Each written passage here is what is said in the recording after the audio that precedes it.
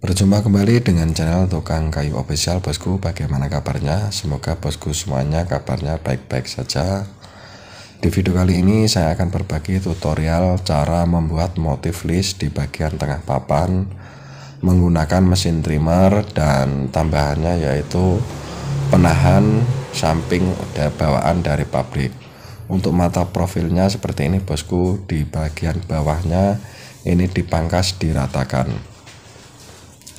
Ini saya menggunakan mata profil bonding bit dengan ukuran 3 mm atau 5 mm, tergantung dari keinginan besar kecilnya ini dari bentuk motif yang diinginkan. Sebagai contoh, ini saya membuat motif untuk laci kitchen set.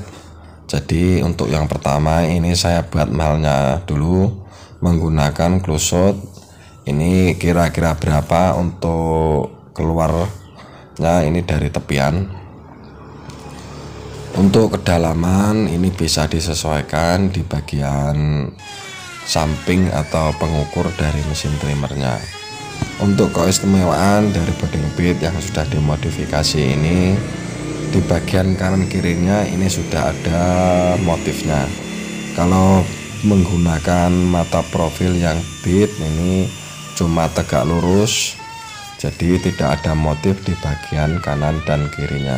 Untuk aplikasinya ini tidak bisa kita menggunakan langsung dalam, bosku, jadi perlahan-lahan, karena ini cukup dibilang ini cukup berat karena bagian kanan dan kiri ini sudah memakan, tapi untuk motifnya ini cukup bagus.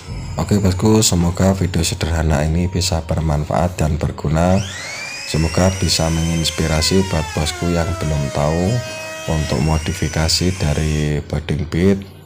Ini bisa digunakan untuk beberapa hal, dan ini adalah contohnya, bosku, untuk di bagian raknya yang sudah jadi, yang sudah saya motif.